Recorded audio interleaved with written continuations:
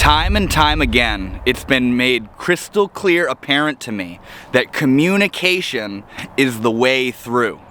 Communication is the best opportunity and ability that we have to let the world know how we want to be treated and how we want to see things happen. And if we don't communicate, if we silence ourselves, if we don't speak up, if we don't stand up for ourselves, the world doesn't know what we want from it. The world and the people we hang out with, our family, our friends, our partners, our coworkers, they're not going to know what we want from them if we don't voice what it is that we want. So communication is the way through. When it comes to asking for a raise in your job, or telling your friend or your partner or your coworker that they're doing something that's bothering you, or asking somebody on a date, or standing up for somebody or yourself. Communication is the way to inform the world how you feel. And so many of us, myself included, live in this world, or used to live in this world, of silencing ourselves, playing small, being afraid to create conflict. But see, here's the thing. There either is conflict or not between you and somebody else. Let's just say you and your coworker. There either is conflict or there isn't. And if there is conflict, you're either voicing it and expressing it, or you're stuffing it down inside you. You're not creating conflict by voicing how you feel to your coworker. Let's just imagine that your coworker is doing something that's bothering you, and it's been a persistent thing, and it's not something you can just keep letting go of. They keep doing it, they keep bothering you, they keep crossing your boundaries, and it gets to the point where it's something that you can no longer transmute. You can't let go of it. So now the task at hand is to communicate that, because once again, if you don't communicate your needs to the people in your life, they don't know what it is that you want from them. They don't know. You're not setting the standard. You're not setting a foundation. You're not setting a boundary. And by silencing yourself to keep the peace, to avoid creating conflict, you're not avoiding any sort of conflict. You're only storing the conflict within you. And see, multiple times in my life, it's been made very clear to me that communication is the way through. With family members, with partners, with friends, with coworkers, it's been made crystal clear to me that communication is the way through. And see, here's the thing. When you communicate how you feel, when you finally decide to lean into that tension, because there's all this fear around standing up for yourself, for voicing yourself, you know, like the bystander effect, where you see something happening that isn't good and you kind of like freeze and you're afraid to say anything. You're afraid to be the guy that stands up and expresses that what he's seeing is wrong. I've done that so much in my life, and I've realized many times now, multiple times now, that it's in sharing myself, it's in leaning into that tension, that not only does the conflict get resolved and sort of ironed out and worked out, but also when you voice yourself, when you share, when you set the boundary, when you lean into that tension and voice the conflict at hand, you're going to find out very quickly who respects you and who doesn't. So once again, if you're with somebody, a friend, a partner, a coworker, and they're treating you in a way that you disagree with, and you keep silencing yourself because you think it's compassionate to not bother them with voicing how you feel, and you just kind of keep stuffing it down inside yourself, therefore mounting and compounding all this resentment. If you keep doing that, it's like you're not even there. They aren't aware. There's no resistance for them to be pushed back from. You're being what's called a pushover. You're not voicing yourself. You're not standing up for yourself. And yes, it's scary. You know, it's scary to lean into that tension and to voice your opinion and to set your boundaries. But man, that's the only way the world is going to know how you want to be treated. That's the only way that people are going to know what your boundaries are, is when you're willing to let it all go and let them know how you feel. I had an instance just last week, it was, with my coworker, where my coworker was in a really bad mood at the time. and this has happened a few different occasions, where I was talking to my coworker and suddenly they just snap with this negative, horrible toxicity. And of course, I understand that reaction on their part is a reflection of how they're feeling inside. But see, the way I used to go about it was back in the day, I would see, oh, they're having a hard time, so I just need to continue offering my love, and I need to not voice that the way they just treated me was horrible. You know, I had this misconception of what it meant to be compassionate. But, you know, over time, I've come to realize that when somebody treats me like that, it's my job, it's my responsibility to voice that I'm not willing to be treated like that. Because, as I've been saying, if you don't let the world know how you want to be treated and what your boundaries are, they're not gonna know, and you can't blame them for crossing your boundaries because they don't even know what your boundaries are. It's like the idea of, like, you're in a relationship and you're like, I don't want to have to tell them where I want to eat, I want them to just know. You know, you kind of gotta inform the world of what it is that you want.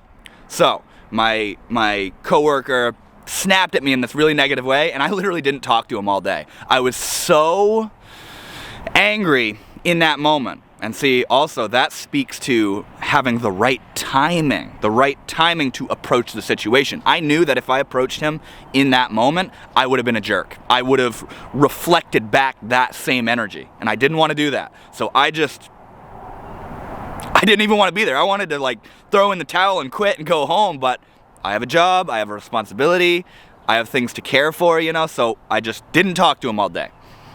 And the next day I woke up and I felt this monotony, this sort of anxiety. And what that was I knew that there was conflict, tension between my worker and I. And over a period of a couple hours, I came to the realization I need to talk to him about this. Because this isn't the first time this has happened. This has happened before. So, long story short, I sat down with my coworker and I said, listen, man, I don't know if you know why what happened yesterday happened, like why that happened, you know? I didn't talk to you all day. But that energy that you reflected to me, the way that you treated me, was absolutely unacceptable.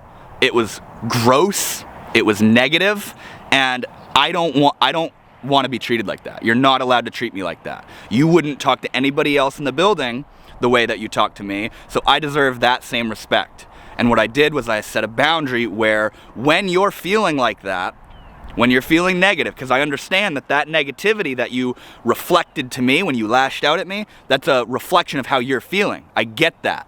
But I'm not just gonna sit here and be your emotional punching bag when you feel like crap.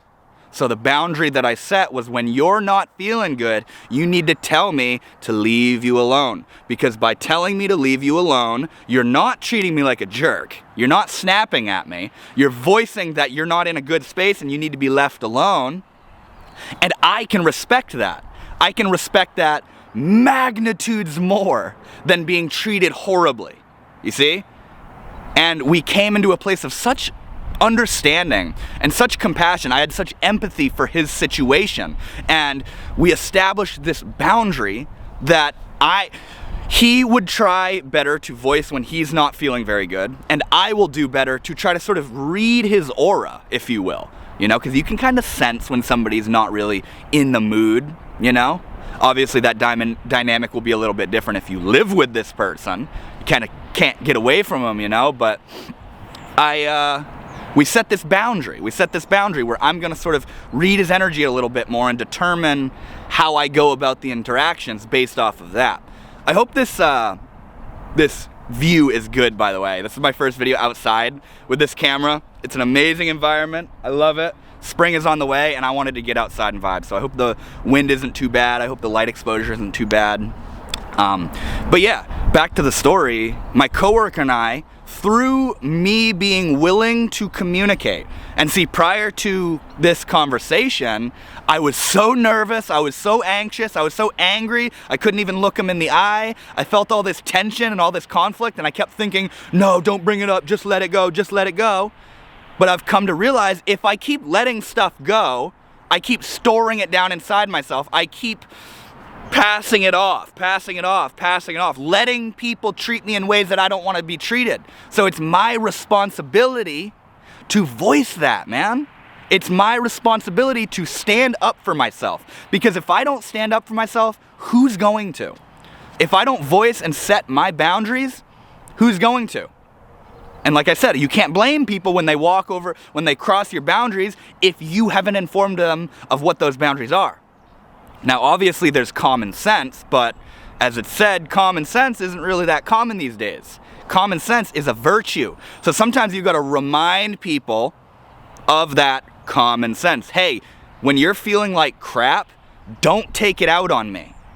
Like, leave me alone. Voice that you're not feeling good. You know what I'm saying? And me and my coworker came into a place of such love, and the tension completely unraveled and fell away and just was transmuted into love and joy and closeness. We hugged. You know, me and my coworker are really close, and that doesn't excuse the fact that we're human and we have bad days. We have hard days, you know what I'm saying? But we came into a place of such love, all through the willingness to sit down and talk. And see how I was saying earlier that when you communicate, when you share your opinion, when you express yourself, when you stand up for yourself, when you set a boundary, you're going to find out in that moment who respects you and who doesn't. And in my coworker in this instance reflected back to me reciprocation, presence, communication. We met at the same level. We were on the same vibe together, and he respected what I had to say. And if you voice yourself to your partner or to your friend, or like in this instance, to your coworker, or you stand up for yourself in a group of people that you might not even know, and they put you down, they belittle you, they criticize you for voicing how you feel, you didn't do something wrong, bro. You didn't do something wrong by voicing how you felt. What's happening is you're being a serving force in standing up. You're being a form of resistance that's no longer letting people just do what they want. It's like a little kid with parents that don't parent it.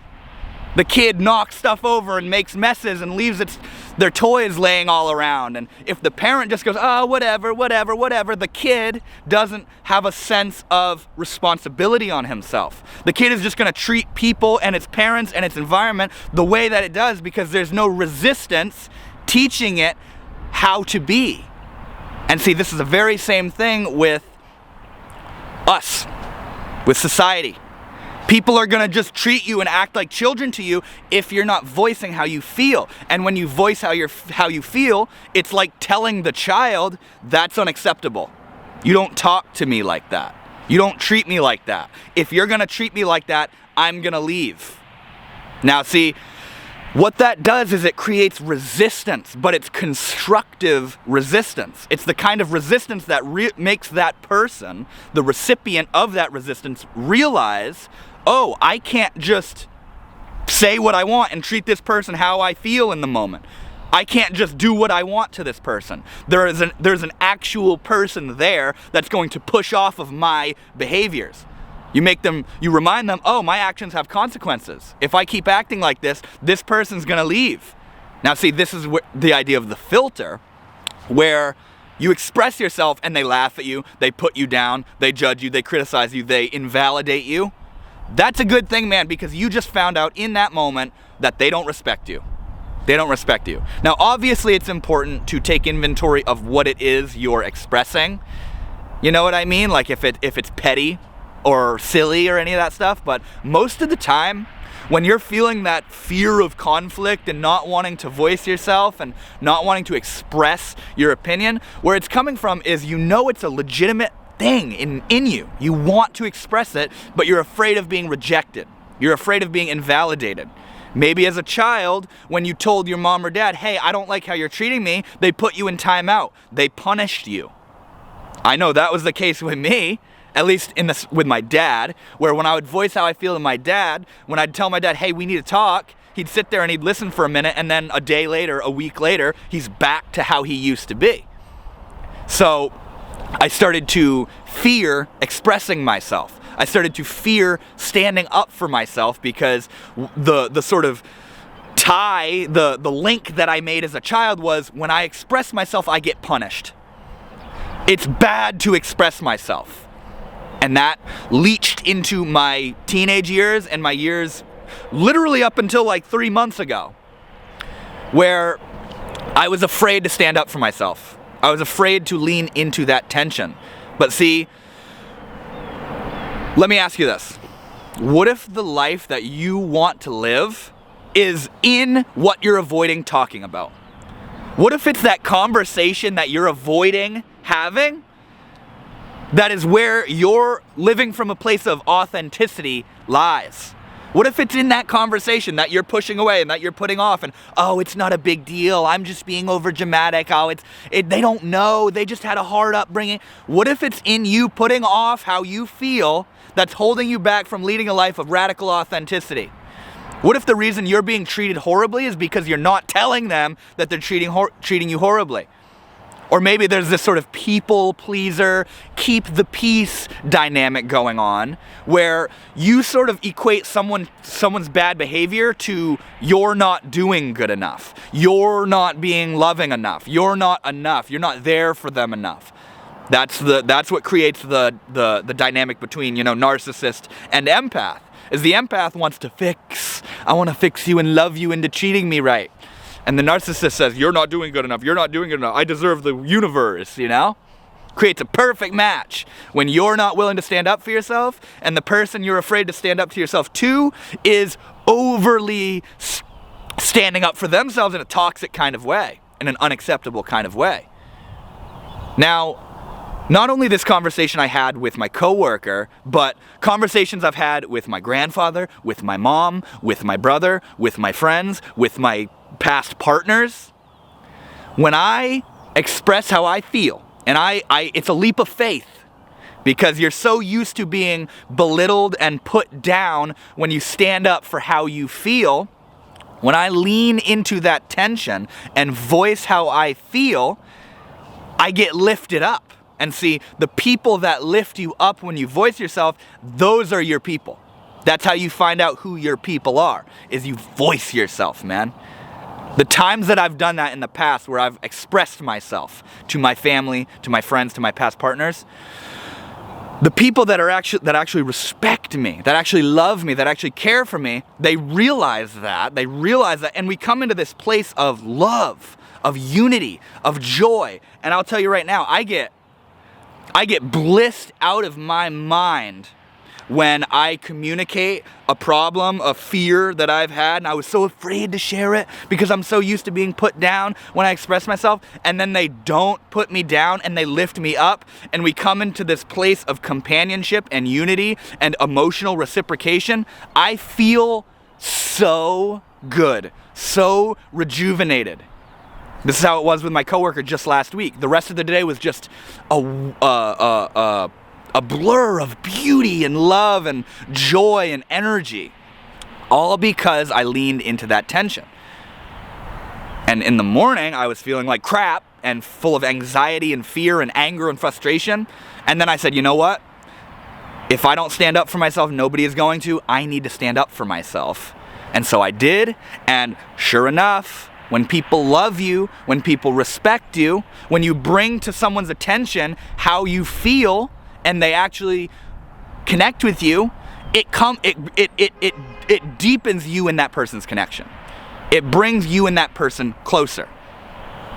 I'll say it again. Communication is the best method that we possess as human beings to express ourselves, to share how we feel. So when it comes to voicing your opinion, sharing how you feel with somebody, don't hold back. Now, I'm not telling you when you're angry to lash out. What I'm telling you is to be mature, be emotionally conscientious, and know that when somebody's treating you in a way that you don't want to be treated in, and it's a cycle, it's a pattern, it's repeating, it's up to you to tell them that. Because when you don't voice yourself, like I said, there's no resistance for that person who's treating you poorly to push them away to reflect back to them the way they've been treating you. Confidence is born when you put your foot down and stand up for yourself. And see, I can't stress it enough that voicing yourself is the key. It's the gateway into leading a life of authenticity and surrounding yourself with people that actually respect you. Because how do you know your friends and your partner and your coworkers and all that, how do you know they respect you if you're not voicing yourself, if you're not being you? They don't even know you. They don't know how you feel.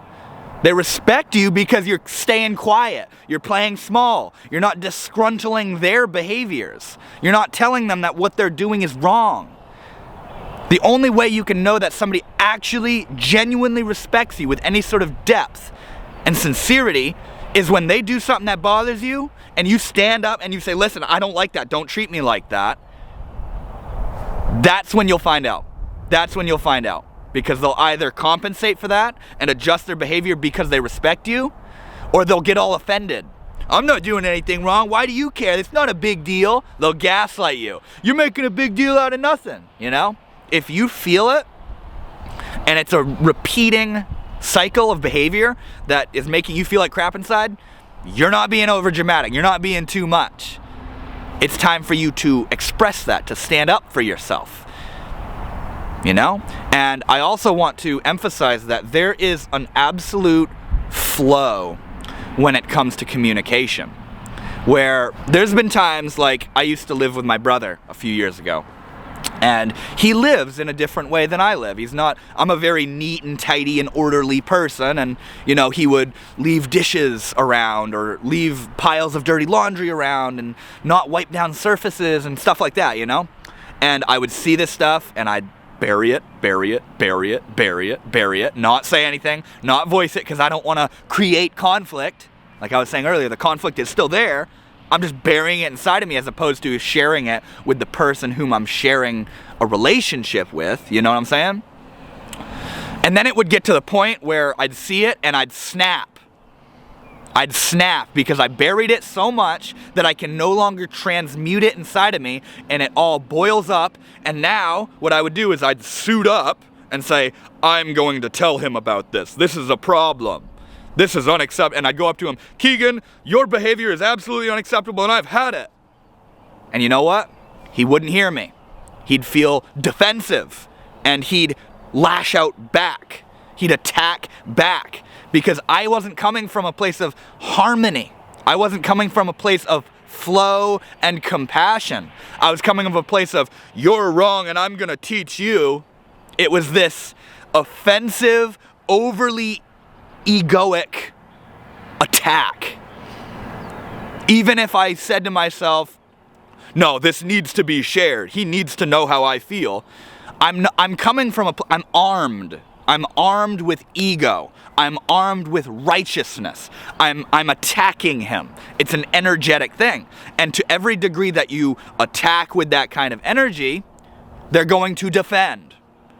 So when there's that attacking and defending dynamic, the real communication isn't being met. You're not actually communicating. You're fighting. You're lashing. And then, you know, I'd express it in that angry moment, and he wouldn't hear me. He wouldn't receive what I said. Not because I didn't communicate it clearly enough, but because I was angry when I communicated it. I was armed and attacking when I communicated. So therefore, he protected himself, you know?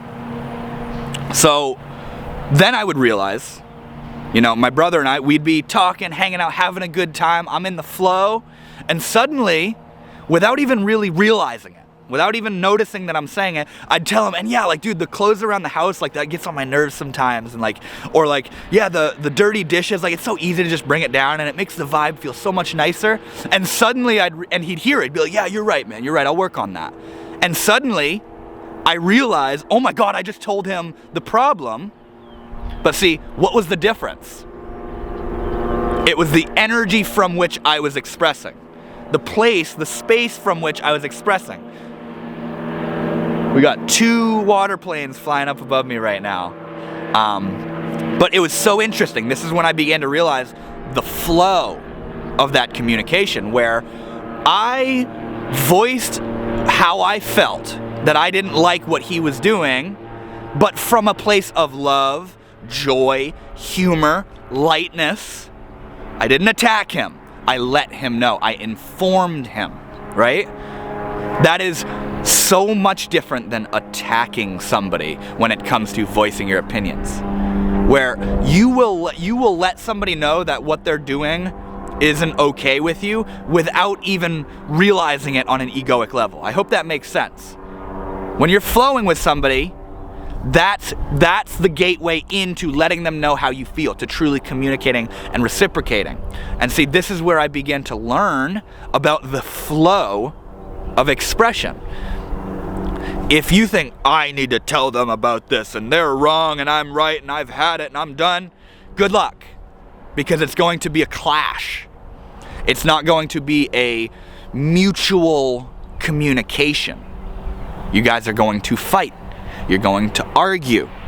So the idea is to be coming from a place of love and of mental clarity. You ever in an argument with somebody and they're like, and you start getting flustered and you don't even know what to say, and they're like, what, you ain't got nothing to say? That is the key, that is like the epitome of arguments, where it's who can react the fastest. But like literally the way that anger and frustration and that kind of stuff chemically works is it flusters your mind. You can't think clearly. You say stuff you don't mean. So it's in your best interest to not be in that energetic space when you voice your opinion. You need to be in a place of love, sincerity. And see, when I say love, I don't mean just love to them. I mean love to you. Where the reason you're expressing the conflict is because you actually care about yourself and you're willing to stand up for yourself. That's where the firmness comes from, is listen, I need you to know this. Like, I don't like how you're treating me. The way that you treated me yesterday is unacceptable. And we need to set a boundary, or or something needs to happen. A change in our association with each other needs to take place, because I'm not willing to be treated like that. That's not rude. That's not mean. That's not a problem. That's you standing up for yourself. And see, when you've been leading a life of belittling yourself, silencing yourself, playing small, it's going to feel rude and arrogant when you stand up for yourself. You're going to feel like you're being mean. Oh my God, I'm so rude. I should have just let them keep treating me like crap and just keep saying, oh, they need more love because they're in such a bad space. That's the mental process of somebody who's so used to silencing themselves, not standing up for themselves, you know? And when you start realizing, holy crap, I'm included in the circle of compassion that I've thought that I've only been giving to other people, and you decide to voice yourself and stand up for yourself, you're gonna feel like you're being mean. But you're not. You're finally, once and for all, including yourself in the field of compassion. Compassion isn't this thing that just gets expressed outwards. Compassion is a state of being in which you are included. And sometimes, a lot of the time, that compassion takes the form of standing up for yourself. Not only being there for somebody else, but being there for you. And what it means to be there for you in a lot of situations is telling people, I don't like how you're treating me. This is unacceptable. You're not allowed to treat me like this. You can treat other people like this, but not me. I'm not willing to accept this kind of behavior. Communication, Ram Dass said, the truth gets you high. And he ain't lying, bro. When you tell the truth, you know that feeling of, and you're received and it's reciprocated and it's amazing. And you're so light and in such a better energetic space than you were before you voiced how you felt. You know that feeling? That's what he's talking about. The truth gets you high. The truth sets you free. I've experienced this firsthand numerous times. And that's what I want to emphasize to you in this video, is stop silencing yourself. Stand up for yourself, because you're gonna find out very quickly who respects you and who doesn't. Thank you all so much for watching. I really hope you enjoyed this video. I hope the light exposure was fine. I'm still learning how to use this camera outside in this environment. I hope the audio was good. But yeah, if you like this video, consider liking and subscribing, because giving this video a like really helps me out, and I appreciate it greatly.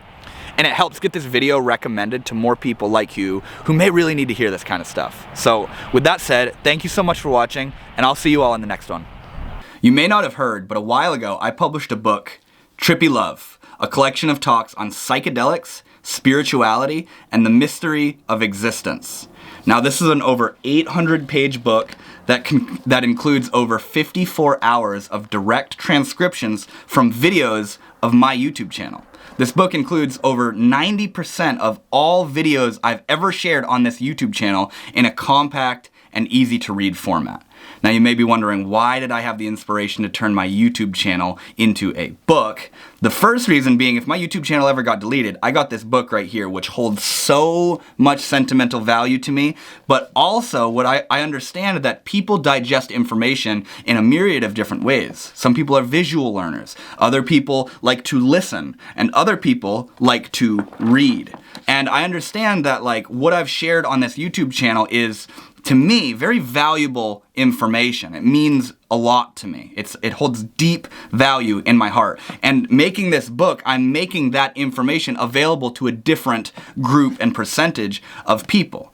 So this book, it's easy to read. It's very flowy, it's very stream of consciousness style. If you watch my videos, you can expect that style in this book. And not only are you getting over 54 hours of direct transcriptions of videos from my YouTube, but also in the very beginning, you get over 35 pages of detailed autobiography of where I came from. My life as a childhood and my early life growing up, and how each chapter kind of led to the next, and you know, the foreshadowings and seeds of my spiritual awakening and all this stuff. And I can tell you right now, that introduction section is literally my favorite part of this book right here. I poured my heart and soul into that, and if you've ever been interested in who I am and where I came from and the sort of roots of Northwood shaman, if you will absolutely love that autobiography section. So not only do you get the autobiography and the 800 pages of transcripts, but also in the end, I included a short reflections and poetry section as well. The short reflections is like, over the years, anytime I was like curious about something or wondering about something or reflecting on something, I jotted it down and I wrote down this little, basically just me thinking out loud. And I decided that to include that in the book because I thought it would be just interesting to have that in there. And also I have a poetry section as well, where over the years, any and all quotes, one-liners, phrases, poems that I wrote when I was in emotional, philosophical, existential states, I included in a compilation in this book that you can find at the very end. So you're getting a whole lot by buying this book. It goes for $25 on Amazon.com, and I can tell you it's worth it. If you appreciate this YouTube channel, you will highly appreciate this book, Trippy Love. So if you want to help your homie out, and you're interested in getting yourself a copy, I will link the book in the description of this video. And you can also find the link in the bio section of my YouTube channel. So yeah, if you want to help me out, if you're interested in getting yourself a copy, definitely go and buy yourself a copy right now, and it would mean the world to me. So thank you guys for watching, and I'll see you all later.